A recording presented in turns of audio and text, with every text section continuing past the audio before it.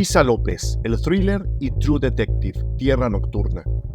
HBO Max acaba de estrenar True Detective Tierra Nocturna, la cuarta temporada de una de las series policíacas más enigmáticas que nos ha regalado la televisión. Ante eso, vale la pena felicitar a la directora de la serie, la mexicana Isa López, y a sus dos protagonistas, la ya legendaria Jodie Foster y a la debutante Kali Reis, encargadas de interpretar a las dos detectives de esta cuarta temporada. ¿Por qué hablamos de True Detective Tierra Nocturna? En Cine Garage llamamos al thriller, y desde el nombre, las locaciones en la Alaska del invierno con noches eternas, hasta sus elementos casi sobrenaturales, el thriller que López, Foster y Reis desarrollan tiene un sabor único. Es parte del legado True Detective, pero se sostiene con elementos propios y muy originales. True Detective Tierra Nocturna tiene lo mejor de los thrillers del siglo XXI. Entramos a un viaje de secretos que parecen engaños en el que tendremos un ramillete de escenas con la dosis perfecta de pesadilla. Casos que literalmente nos llegan del inframundo congelado y un par de detectives que antes que dar respuestas se enfrentan a un destino fatídico que las ha esperado toda su vida. True Detective Tierra Nocturna es una dosis de nocturnidad trepidante que envuelve un caso policíaco que parece surgido de las más oscuras leyendas. En este podcast, Isa López, escritora y directora de la serie, nos hablará de dos legendarias películas que le ayudaron a dar forma a este relato.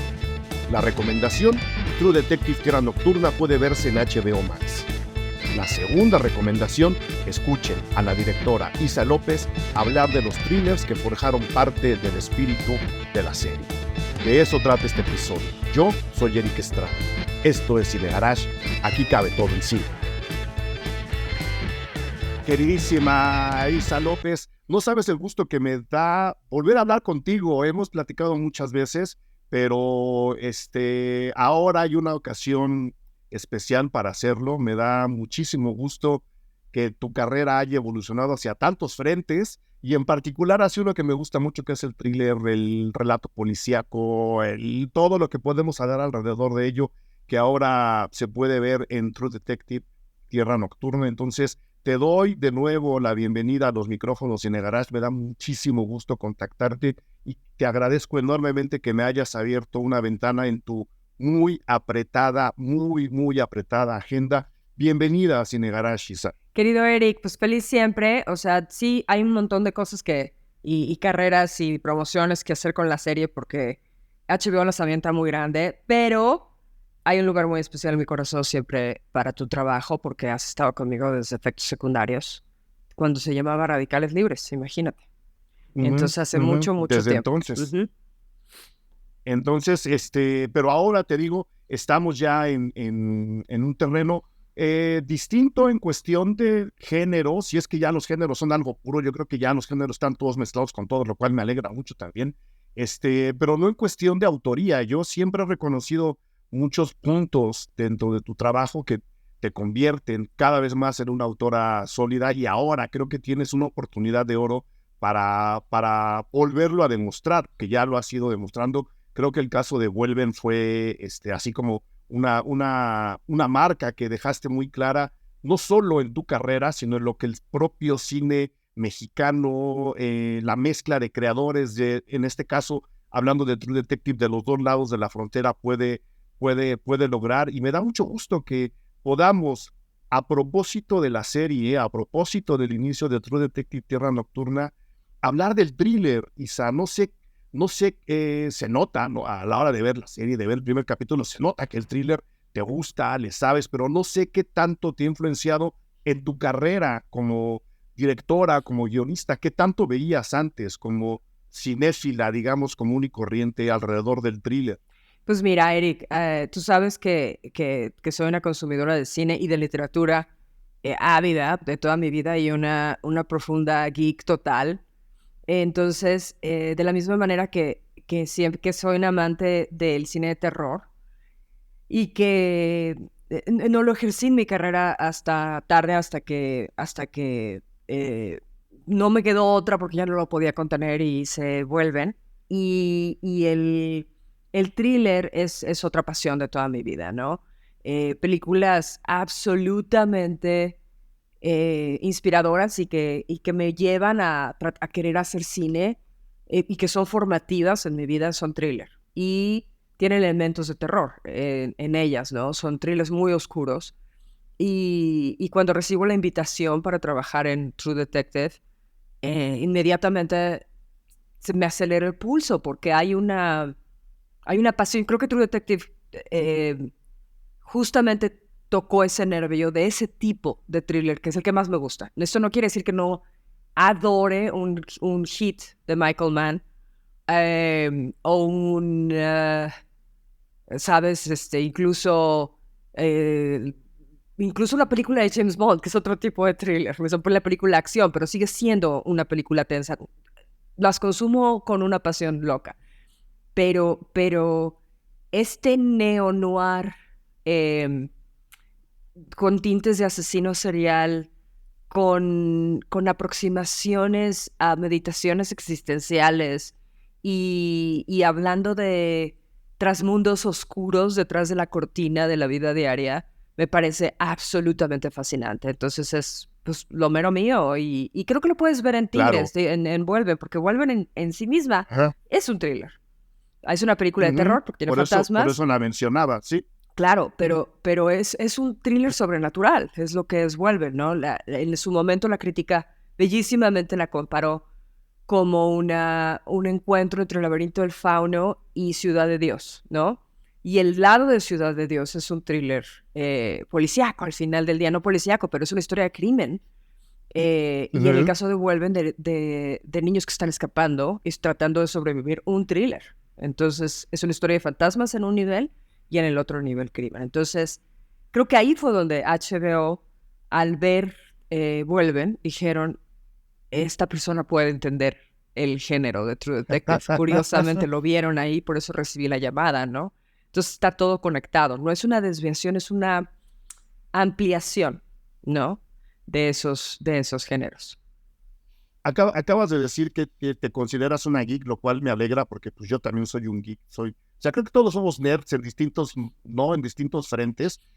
Hay nerds de la comida, yo creo que soy un nerd del cine de terror y del thriller. Y ahora que mencionas el neo-noir, en algún momento yo di un curso justo de cine negro, de film noir, y cuando llegábamos a la parte del neo-noir, hablando de Fincher, ¿no? Muy, muy en particular, en el debate con la gente que amablemente se inscribió al curso, llegamos un poco a la conclusión de que el neo-noir, en donde creo que podíamos meter claramente, bueno, oscuramente a True Detective Tierra Nocturna, te da una posibilidad todavía más amplia que el noir tradicional, ¿no? Entonces, no sé si tú tienes alguna especie, yo tengo la mía personal, de lo que ahora se podría considerar neo-noir o lo que tú consideras como neo-noir. No, desde luego el neo-noir, híjole, es difícil decir dónde inicia, ¿no? Hay una época de oro del noir que es hija directa de la novela de detectives y de los Chandlers y Hammetts, que se traduce rápidamente y bellísimamente al cine de los 40 norteamericano, con características muy, muy específicas de la mujer fatal y el voiceover y todas esas reglas que conocemos muy bien, que se convierte un poco en, yo creo que ¿qué será? El primer neo-noir que yo te puedo decir que vemos en un cine a color. Yo estoy hablando, o sea, esto no me lo enseñaron en la escuela de cine, esto soy yo especulando. No, pues estamos Sería, hablando de nerd a nerd, Lisa, sería de nerd a nerd estamos hablando. The French Connection, ¿no? La conexión francesa. Creo que ahí tienes algo que es un poco lo que yo hice con True Detective, ya llegaremos ahí, que no, sin seguir todas las reglas, no hay mujer fatal, no hay voiceover, no hay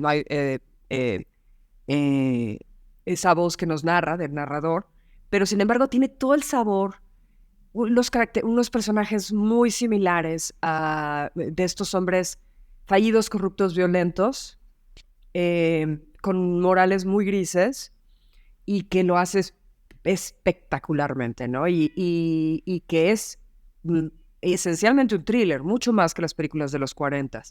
Entonces, agarra los elementos del thriller con persecuciones famosísimas, históricas y que crearon una escuela cinematográfica. Friedkin lo hizo ahí, pero con esos elementos de la baja ciudad, de la ciudad secreta, ¿no? Ese Nueva York sucio de los 70.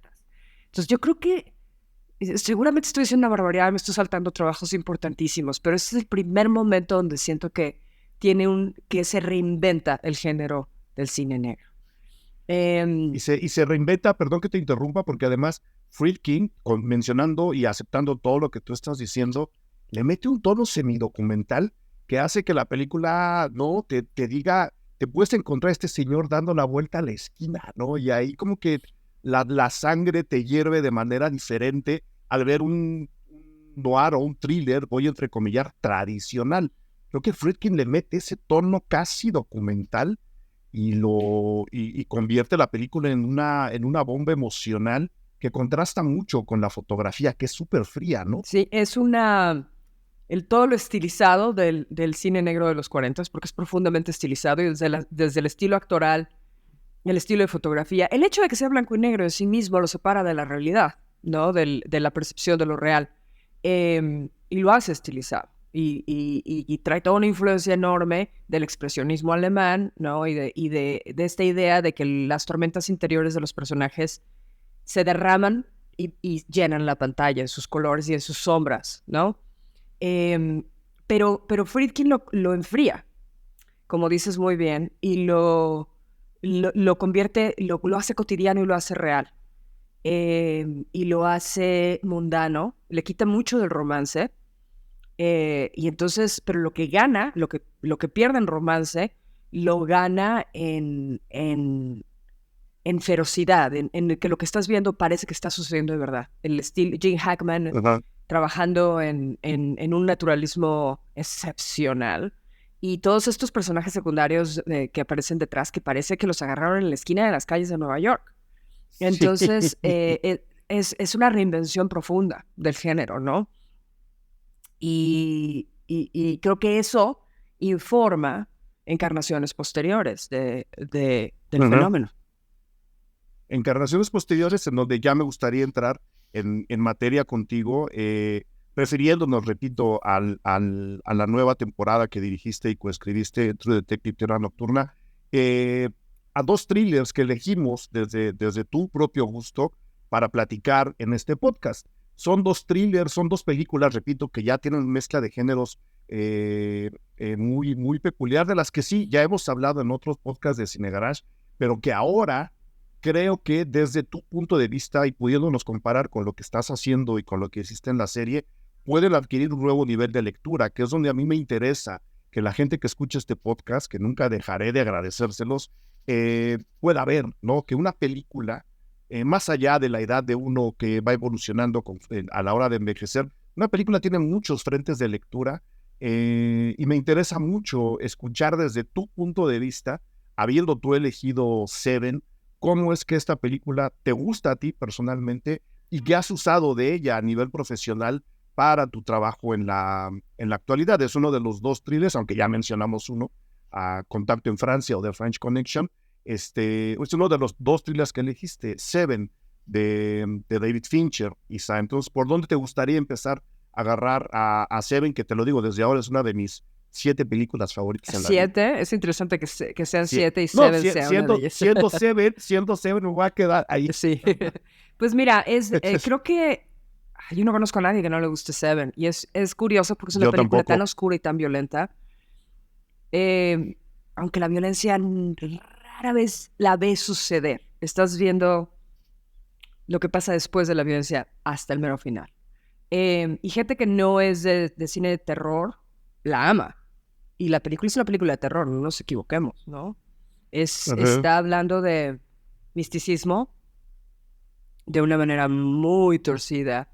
Y es justamente esta reinvención, tomando los elementos del antiguo noir. Es más estilizada que Contacto en Francia, sin duda, pero sigue teniendo una sensación de realidad tremenda. Seven es quizá la película que yo pueda pensar que más se acerca a oler a través de la pantalla. No, es una película que huele. y apesta, porque ese mundo que está retratando está descomponiéndose. Las víctimas de estos crímenes huelen. Y el departamento de este asesino huele. Y la ciudad por la que se mueven estos personajes apesta. Porque hay una sensación y hay un subtema constante que es el punto de vista del personaje de Morgan Freeman de esta ciudad está podrida. Está muerta y el cadáver se está descomponiendo. Y eso informa todas las escenas. Informa cómo está filmada.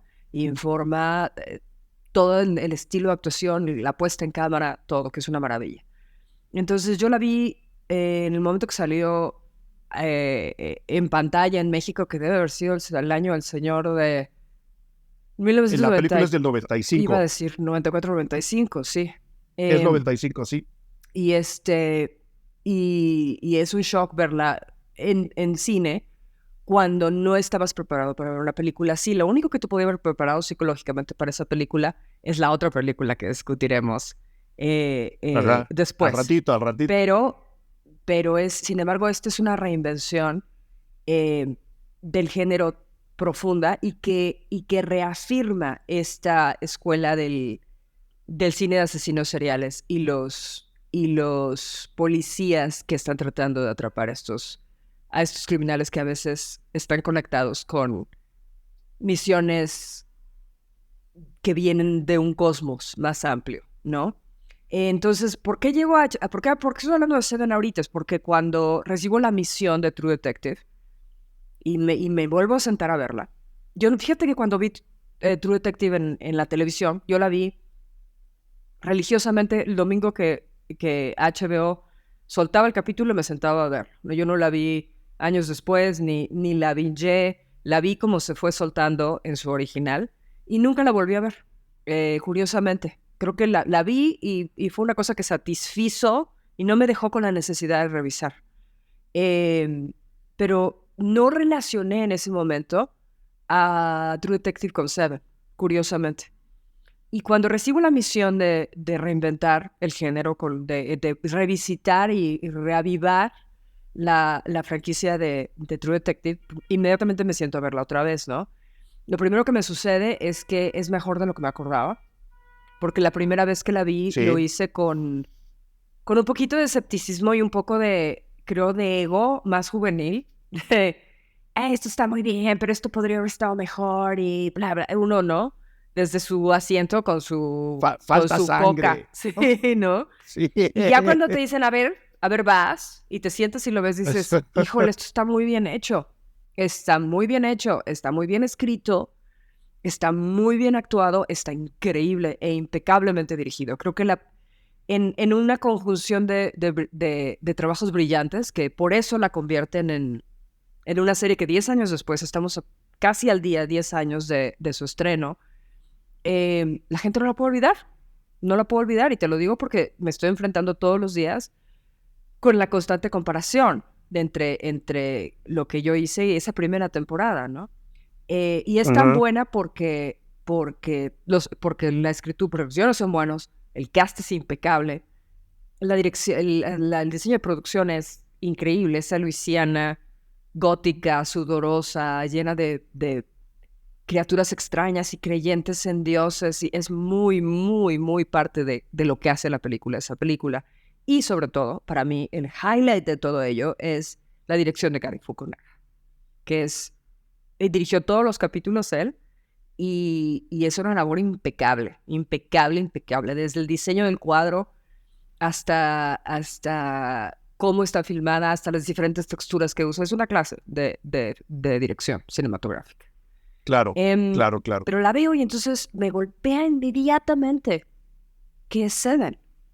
¿Sabes? Que no lo vi en su momento cuando salió al aire. Y dije, ¿cómo no vi todo todas las conexiones profundas de Seven? Los dos personajes con una visión completamente diferente del universo, enfrentados con asesinatos aparentemente místicos, profundamente perturbadores, que indican a secretos pasando detrás de la cortina, y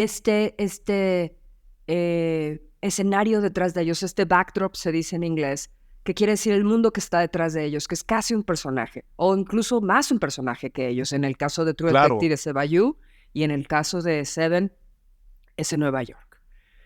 Y entonces termino de ver True Detective y haciendo mis notas, y me siento, en lugar de ver True Detective 2, me senté inmediatamente a ver Seven. Y hacía, yo no sé, todos los años del mundo que no la había visto. Y sabes que se sostiene de una manera impecable. La película sigue siendo tan buena como el día que la vimos, mejor. Y me pasa lo mismo que me pasó con True Detective. Cuando la vi en el cine, escuinclita, diciendo, no, pero a ver, si el que se muere por gula lo mata a su propio pecado, ¿por qué no el de la pereza? Entonces, no son consistentes y podría haber sido por niña mamona, ¿me entiendes? Ahora de adulto la veo y digo, esto es una obra maestra. Es que no tiene, el guión es una máquina.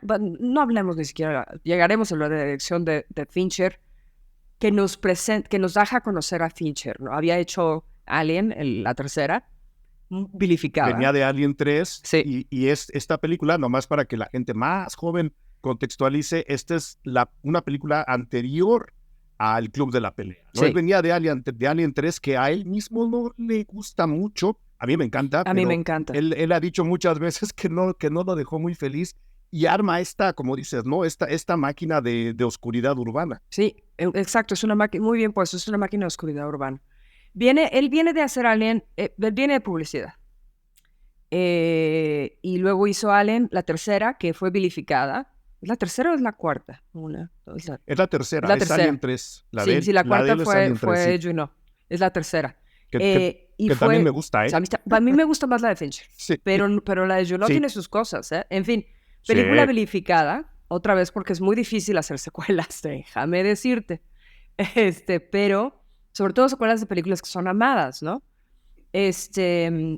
Pero el estudio es una película muy grande, entonces el estudio tiene mucho control y en ese momento es un director que, no, aunque viene de ser muy fuerte en comerciales, no tiene el poder en Hollywood que necesitas para parar un estudio que se quiere meter en tu película. Entonces, no creo que tuviera el nivel de control. Por Fincher es famoso por controlar hasta el último detalle de sus películas y filmarlas exactamente como las imaginó. No se mueve, no descubre en el escenario. Él filma como imaginó, y hasta que las cosas no se alinean con lo que vio en su mente, no deja de hacer tomas. Eso me lo dijo Jodie Foster, admirando profundamente su trabajo. Entonces, pues, vemos, ahí es donde el mundo voltea a ver a David Fincher y se va para atrás. Porque es auténticamente el material del que están hechas las pesadillas. No, es las imágenes de esa película. Dándole la vuelta al halcón maltés, ¿no? Exacto. Y se queda a vivir, como dicen en el internet, se queda a vivir en nuestras cabezas sin pagar renta. Esas imágenes, ¿no? Para siempre. Y ahí la película obviamente surge mucho antes del internet, y sin embargo, si tú te metes a internet, todos los memes del mundo están basados en Seven. Sí. ¿No? Desde que está en la caja hasta todo acerca de ella. Y este personaje desilusionado, que ya no tiene esperanza, que cree que la ciudad nos va a consumir a todos y que lo confirma al final y no hace más que regresar a la ciudad que lo consumió. Y el valor profundo de un final sin esperanza, ni luz, ni salida. Es una película tremenda, ¿sabes? Pero es fascinante cómo nos da la vuelta y nos dice, no viste venir esto. Y nadie lo vio venir, el gran final. Hola, ¿qué tal? Yo soy Eric Estrada, director editorial de Cine Garage, y vengo a invitarles a que se sumen a nuestro perfil Patreon en www.patreon.com/cinegarage. Abrimos este perfil primero para agradecer a toda la gente que con su suscripción apoya a la producción de estos podcasts, y en segundo, para que, a manera de agradecimiento, puedan disfrutar de una gran cantidad de textos, entrevistas, imágenes, reportajes que les compartimos de forma exclusiva a la gente que está suscrita a este perfil. Ahí van a encontrar críticas a los estrenos tanto en cine como en streaming, recomendaciones de serie de televisión, entrevistas, van a conseguir descuentos a nuestros talleres, entradas gratis al cine, a premieres, a funciones especiales y podrán disfrutar la cobertura de festivales de cine nacionales o internacionales. Así, ustedes, con esa suscripción que pagarán mensualmente, tendrán acceso durante todo el mes a estos contenidos y estarán al tanto de todo lo que hay y de todo lo que va a llegar a la cartelera cinematográfica y, por supuesto, a todo aquello que va a terminar haciendo historia en el cine universal. Suscríbanse en www.patreon.com/cinegarage. En esta ocasión, mil gracias a Maura Roldán, Jorge C.M., Nadia, José Luis Chávez, Adrián Guzmán Gaitán, Erika Yasmín Zárate Villa, Alejandro Alemán, Octavio, Ulises Pérez Mancilla, Fito Valdés. Ellos, ellas, ya están suscritos al perfil Patreon, ya disfrutan del contenido exclusivo que generamos para todos los que están ahí y, por supuesto, son parte del corazón que hace latir este podcast Cine Garage. Ahí les esperamos, www.patreon.com/Cine Garage. A mí lo que me gusta justo del final y justo de la manera como la describiste, de que mucho ocurre detrás del telón mientras estamos viendo la película, es que no, es como aventarle una chispa a la pólvora de la imaginación de quien está viendo. Entonces hay un remolino atrás de ti en medio de una película en donde prácticamente no se ve nada. A mí me encantan las películas oscuras, me encanta la pantalla oscurecida, y es que haya tantas sombras y que haya ropa muy oscura en la película, que esté lloviendo todo el tiempo mientras tú te estás imaginando, como dices, ¿no? Una serie de cosas, qué pecado viene, qué habrá hecho para merecer este castigo. Se me hace un truco, ¿no? En el mejor de los sentidos, bien ingenioso, bien emocionante. Si alguien de la gente que está escuchando este podcast todavía no ha visto Seven, por favor, consíganla. Yo en la publicación para los Patreons de este podcast, ahí voy a poner todas las películas que mencionemos, donde pueden verse en streaming. Vayan, corran a verla. Creo que de verdad es una tormenta que nos merecemos. Y supongo que mucho de eso se filtró a tu True Detective, ¿no, Isa? Mucho. A la hora de estudiar y de escribir, creo que mucho se filtró para allá. Mucho. Fue muy interesante, ¿no? Es un ámbito completamente diferente. Son dos mujeres, lo cual implica otra serie de cosas. Pero, sin embargo, hay una influencia de Seven. Sin duda. Una cosa muy interesante, y esto me va a llevar a hablar de la otra película, porque lo que a mí me pareció cuando me senté a ver Seven es cómo demonios vas a hacer a un asesino serial que sea después de haber visto el mundo entero y haber perdido la cabeza con Hannibal Lecter. No hay manera, ¿no? Hannibal Lecter es el alfa y omega del asesino serial. Es increíble porque la película empieza el género y lo mata, ¿no? O sea, no puedes crear a nadie que sea tan fascinante como Hannibal Lecter. No hay para dónde. Estamos hablando del Silencio de los Inocentes, que es el otro thriller que elegiste para hablar en este podcast. Yo no lo había pensado. O sea, sí hay una construcción muy clara del género policíaco en sí. Sí es un thriller, ¿no? Tiene algunos elementos que nos podrían llevar a una conexión con lo sobrenatural, ¿no? Este poder casi telepático que tiene Hannibal Lecter sobre la gente, ¿no? Esta inteligencia tan brutal que lo hace casi leer el futuro y saber hacia dónde se va a mover el otro asesino al que estamos buscando. Pero es un thriller mucho más planteado y plantado en la realidad, lo cual de nuevo nos genera una inquietud completamente diferente, porque de nuevo, ¿no? Este señor, fuera de su caja de cristal, podría estar parado en la taquería de la esquina. Y eso tendría que ser tacos a mí me daba buenos. Mucho miedo. El único problema es que tiene que ser tacos muy buenos porque come solamente la comida más fina. Eso sí, varita absoluto, ¿no? Sí. Pero es muy interesante esa relación entre esas dos películas. En primera, porque siento que no hay Seven. No hubiera habido Seven jamás si no hubiera existido Un Silencio de los Inocentes. Es absoluto, es hija una de la otra y suceden con poco espacio entre ellas dos. Y después de ellas dos, no hay nada que sostenga sus géneros como al nivel hasta True Detective. La única otra película que siento que lo hace es Bueno, a Henry, pero son películas independientes. Henry, que creo que es antes, si no me equivoco incluso, retrata a un asesino en serie. Y está una joya que creo que está totalmente desaprovechada y desapercibida, que es Prisioneros, de Denis Villeneuve. Pero creo que Prisioneros es después de True Detective. Andan rondando el fin de siglo, ¿no? El paso entre el siglo XXI y el del siglo XX y el siglo XXI andan rondando por ahí, pero creo que sí, los dos pilares, uno está en Seven y el otro está en el Silencio de los Inocentes. Y el Silencio es 92 y Seven es 95, están muy cerca una de la otra. Es muy interesante. Están muy cerca, muy cerca, sí. Ahora, cuando yo, después de ver el Silencio de los Inocentes, que a diferencia de Seven, no haciendo una escuincla, la vi en el cine y dije, no, esta película es perfecta. Es perfecta, sí. No hay nada que pueda ser mejor. Es la perfecta película y todavía lo es.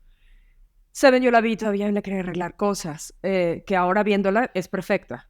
Es perfecta. Claro, sí. Pero el Silencio de los Inocentes, incluso en mi infinita vanidad de niña boba, la encontré perfecta. Y yo cuando me senté a ver Seven y empecé a ver los asesinatos, dije, a ver cómo le van a hacer. Porque el asesino que nos traigan no va a poder tener el carisma, nunca no va a poder competir con lo siniestro del Silencio de los Inocentes. Y brillantemente lo que hizo Fincher ahí fue que el personaje era todo lo contrario de Hannibal Lecter, que es el hombre más singular del universo, es el genio absoluto, es el sibarita, él sabe todo, es el hombre más inteligente y sabio de la Tierra. El asesino de Fincher no tiene ni nombre, siquiera. Es John Doe.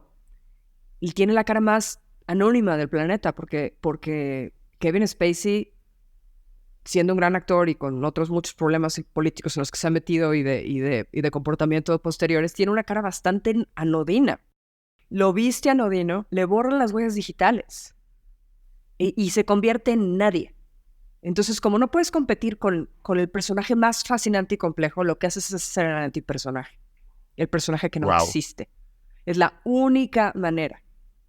Y lo hace muy bien. Y es brillante, tienes que conceder que es la única manera. Hace la sombra de nadie. Claro, tú, de los dos criminales, para llamarlos ya en un modo más genérico, personalmente, ¿cuál te gusta más? ¿El hombre que no tiene nombre y que no tiene ni siquiera huellas digitales, o la enorme personalidad ultradominante? Cada quien en su inteligencia, ¿no? Pero uno es como el ya llegué, a nadie me puede imitar. Personalmente, ¿qué criminal te atrae más a ti? Hannibal Lecter es infinito. Es infinito y ha probado ser infinito en el sentido de que, bueno, Michael Mann antes de esto hizo Manhunter, donde ya aparece Hannibal Lecter. Y luego volvieron a hacer Manhunter como Red Dragon después de Silencio de los Inocentes. Hannibal Lecter nadie lo pudo capturar, ni dudo que lo consigan de la manera en la que lo hizo el Silencio de los Inocentes. Pero ha habido múltiples intentos. La película de Michael Mann precede, pero después de Silencio de los Inocentes hay 3 películas y 2 series de televisión que lo visitan hasta ahora, ¿sabes? Algunos momentos muy interesantes en toda esa colección. Sin embargo, no hay como Good Morning Clarice. creo que son momentos otra vez icónicos del cine, ¿no? Absolutamente icónicos del cine. Y lo que pasa con el Silencio de los Inocentes es otra vez jovencita de cara fresca, sedienta de hacer al mundo mejor. Lo he hablado muchas veces con Jodie, porque la infinita y constante comparación, el único personaje que es un detective que ella ha hecho desde Clarice es en True Detective conmigo. Y el día que yo la conocí, porque le mandamos los guiones y le gustaron, y le mandamos vuelven y le encantó, y dijo, vamos a conocernos, nos fuimos a comer lunch. Y es una mujer de las personas más inteligentes que conozco en el mundo, y conozco gente muy inteligente. Empezamos a discutir el guión y discutimos Tigres, y ella es directora, y entonces cómo dirigía a los niños, y qué padre, y de directora a directora, y nos morimos de risa. Estaba por hacer Naya, entonces estaba comiendo mucha carne para hacer músculo. Y entonces, en algún momento me dijo, bueno, a ver ya, vamos a ser muy claros. No hay manera de que la gente, si yo hago esto, no hay manera de que no vaya a haber una comparación constante entre este personaje y Clarice, ¿no? Y en lugar de pelear con ello, asumámoslo.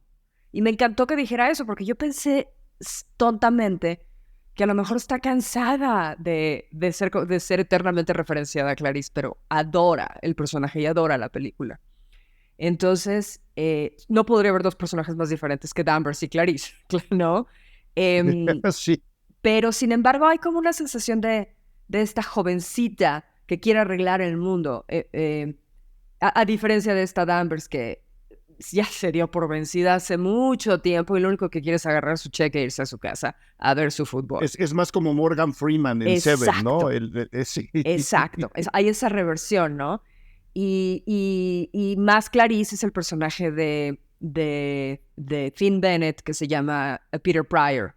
Es mucho más la representación de Clarice en esta serie. Pero es esa diferencia en ese mundo donde vemos a esta chica corriendo en el bosque y empezando su carrera y de repente literalmente baja al submundo, donde hay estos monstruos en cuevas, porque parecen cuevas, ¿no? Es auténticamente un calabozo, ¿no? Y llega a hablar con este extrañamente perfectamente limpio vestido, todo perfectamente ordenado, que le dice unas cosas muy perturbadoras. Y luego los demás monstruos que están en ese calabozo mueren porque ofendieron a esta chica. Y se da cuenta de que está entrando a un universo a otro nivel del videojuego, donde que está lleno de monstruos, ¿no? Y que para poder salir de este videojuego va a tener que ensuciarse las manos y el alma. Y es un personaje cambiado cuando sale del otro lado, que literalmente tiene que caminar por la oscuridad. Para Claro. poder salir. ¿Por qué? Porque la oscuridad la ha protegido todo este tiempo, ¿no? A mí lo que me gusta justo de la relación entre ellos dos, de esta, como dices, esta chica que quiere arreglar el mundo, es, a ver, la única manera en que vamos a arreglar este caso en particular, que es muy duro, que es muy profundo, que es muy violento, es que te hagas aliada del propio mal al cual quieres combatir, que es para mí uno de los elementos centrales del thriller tradicional y en este caso de lo que podríamos llamar neo-noir. Creo que El silencio de los inocentes tiene también su toque neo-noir, ¿no? Creo que Clarice se enfrenta a un destino del cual nunca había tenido noticias y que de repente la aborda y le dice, vámonos para abajo, los 7 infiernos de Dante en un solo capítulo, sí. ¿no? Y para arreglar, para salvar las vidas que quieres salvar, tienes que aliarte con el mal mayor, que es este señor que parece que no rompe un plato y que te haría la tarea de gramática, ¿no? Con los ojos cerrados, que es tremendamente inteligente, es de alguna forma quitarle la fuerza a uno para dársela a otro. A mí esas contradicciones del thriller me gustan muchísimo. Yo no me atrevería, no tengo tu valor, a elegir ninguno de los dos criminales, pero a mí la película se me hace fundamental. Y ahora que mencionas el trabajo con Jodie, no sé si ambas reestudiaron juntas la película o Jodie dice, no, yo ya me la sé de memoria, yo ya sé lo que tenemos que hacer, así como nos filtró algo Seven a True Detective, si hubo algo y cómo es que eso se filtró del silencio de los inocentes a la serie. Mira, lo que pasa es, para mí la genealogía es clara, ¿no? Tierra Nocturna viene de True Detective. Es su descendiente directo. True Detective viene de Seven. Y Seven viene del silencio de los inocentes. Entonces, eso es una genealogía directa. No hay desviaciones. Del silencio de los inocentes a Tierra Nocturna. Que es la razón inicial por la que decido mandarle el guión a Jodie. Porque si este es el juego que estamos jugando, vamos a jugarlo bien. No, vamos a traer a uno de los elementos que hizo el silencio de los inocentes una cosa tan extraordinaria y tan perfecta. Y tengo la fortuna de que Jodie no solamente no está cansada de hablar de la película, sino la ama y la va a amar siempre. Y ella se lo ha dicho a la prensa en múltiples ocasiones. Las dos experiencias que más ha disfrutado de filmar en su vida son El silencio de los inocentes y True Detective. Y las relaciona mucho, como no la historia necesariamente, pero son el mismo género al final del día, y la manera en la que sucedieron las cosas para ella, desde el guión funcionando a cómo se creó una comunidad con el equipo, cómo había una fe en la historia que estábamos contando, y entonces siempre hay ese paralelo, y además obviamente la constante comparación en la prensa. Es infalible la pregunta, ¿no? Cuando hemos estado infalible. Y ella lo toma con muchísima gracia y elegancia, como todo lo que hace. Y le va a decir a todo el mundo, no hay dos personajes más diferentes, ¿no? Pero hay esas referencias. Hay un personaje que es ligeramente Clarice, que es Peter Pryor. Hay un personaje que es más Morgan Freeman, que es el descendiente de la otra película, como bien dices tú. Hay un nerd científico que, como en El silencio de los inocentes, explica la naturaleza de la ¿cómo se dice? De la mariposa, de la polilla esta negra. Entonces tiene que ir a hablar con estos científicos para que le expliquen eso, y son de unos personajes muy interesantes. Aquí tenemos a un geólogo y para eso nos referenciamos a la escena esa de Clarice hablando con los científicos. Aquí tenemos un geólogo que le va a explicar qué estaban haciendo los científicos de Salal. Creo que eso no lo han visto todavía, pero llegaremos ahí. Entonces hay conexiones constantes y yo, en lugar de esconder las influencias que informan mi trabajo, son homenajes, realmente. Yo no hay manera que pudiera estar haciendo lo que estoy haciendo si no es por todo el cine que devoré, ¿no? Entonces, como ahorita ya en Twitter explotando por todos lados, porque la serie tiene una profunda influencia de La Cosa de John Carpenter, pero en lugar de esconderlo, lo que hice es poner el DVD, el VHS justo detrás de Jodie, y lo puedes ver ahí, ¿no? Claro, O sea, para que digas, sí estoy hablando de eso. Sí estoy hablando de esto, ¿no? Y hay cuadros, sobre todo en el episodio 6, que están tomados de la película de Carpenter, ¿no? Entonces, creo que, como bien lo dijo ella en ese launch, en lugar de hacernos tontos, vamos a abrazar esas referencias, ¿no? Que son los que hacen que este cuento que estoy contando, que es nuevo, de todas maneras resuena con muchísimos otros cuentos que son parte de nosotros. Entonces le habla a ese nostalgia que tenemos de esas historias. Incluso True Detective, la gente la extraña, y yo lo estoy viendo en todos los comentarios en redes sociales es que estamos de vuelta, ¿no? Que eso es justamente lo que se quería conseguir, el decir, ese sentimiento, esa emoción, esa cosa que te dio cuando viste eso es lo que se extraña.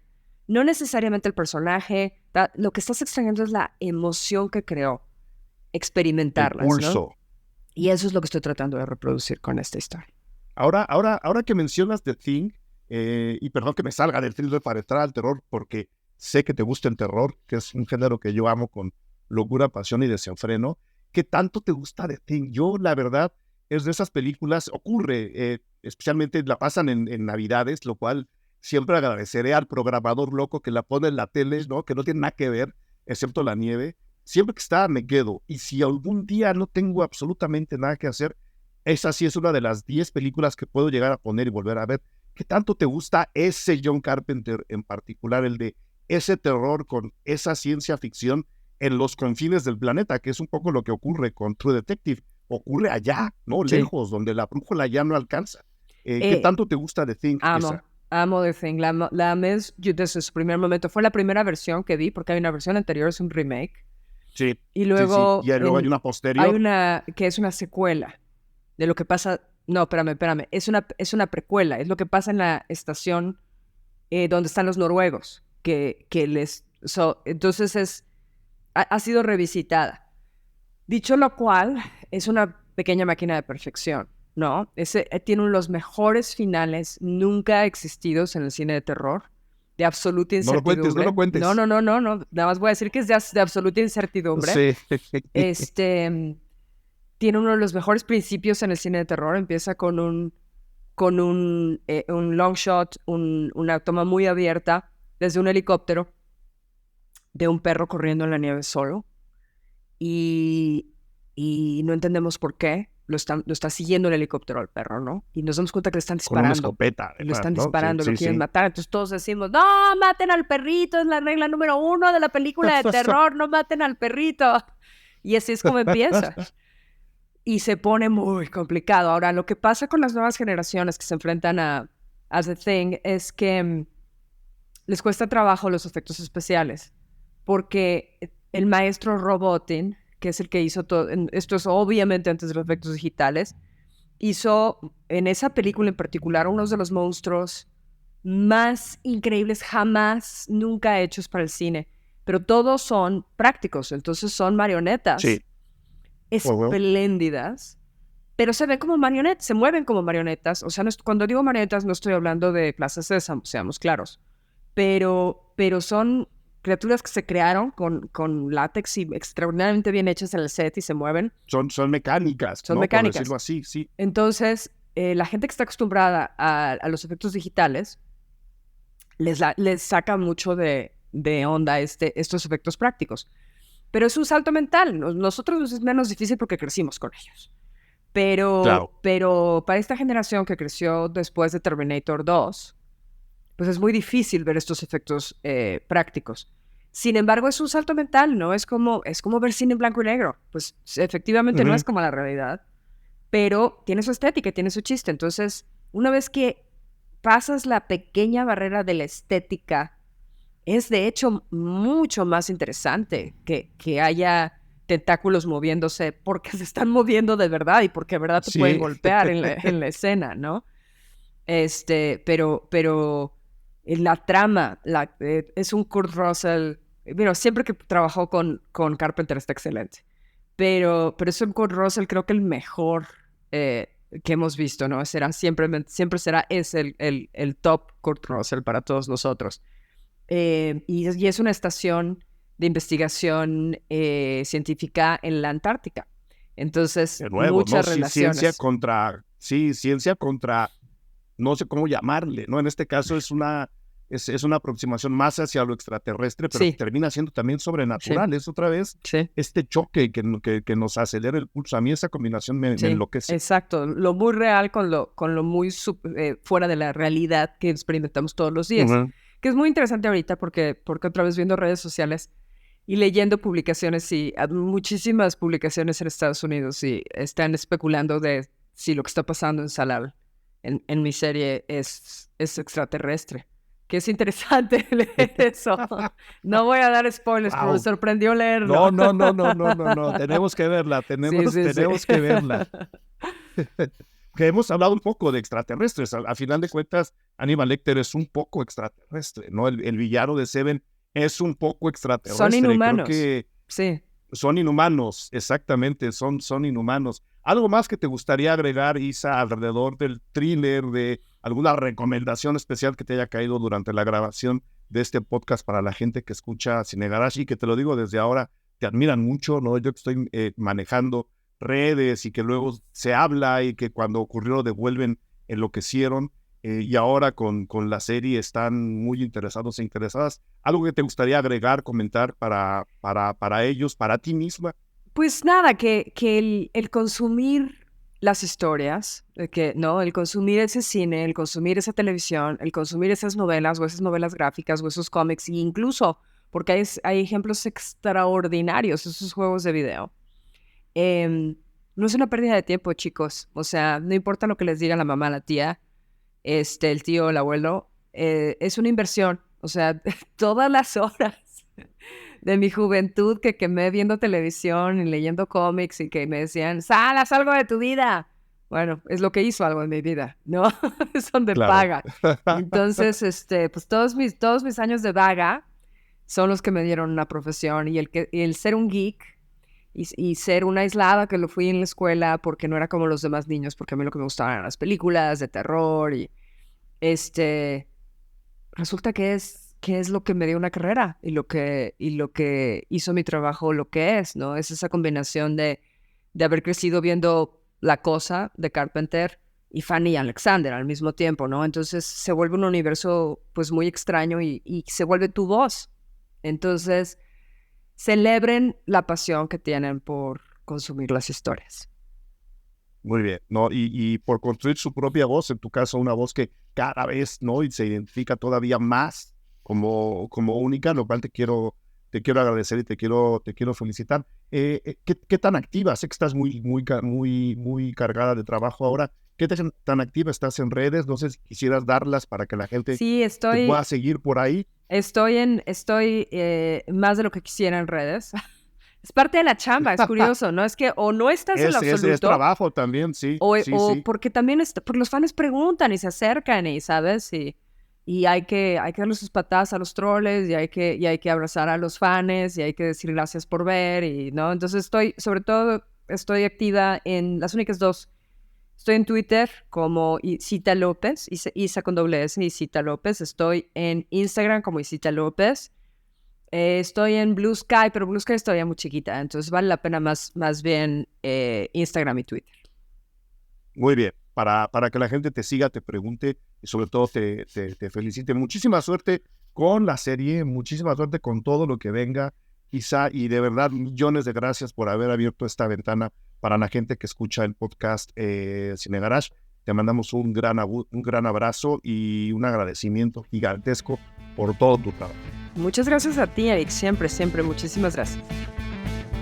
Gracias por escuchar Cine Garage. Si nos escuchas en Apple Podcast, regálanos una reseña para que más gente descubra este podcast. Suscríbete a Cine Garage siguiéndonos donde sea que escuches este programa para enterarte de nuestros próximos episodios. Cine Garage es parte de Sonoro. Ingresa a sonoromedia.com para escuchar más de los podcasts que aquí se producen.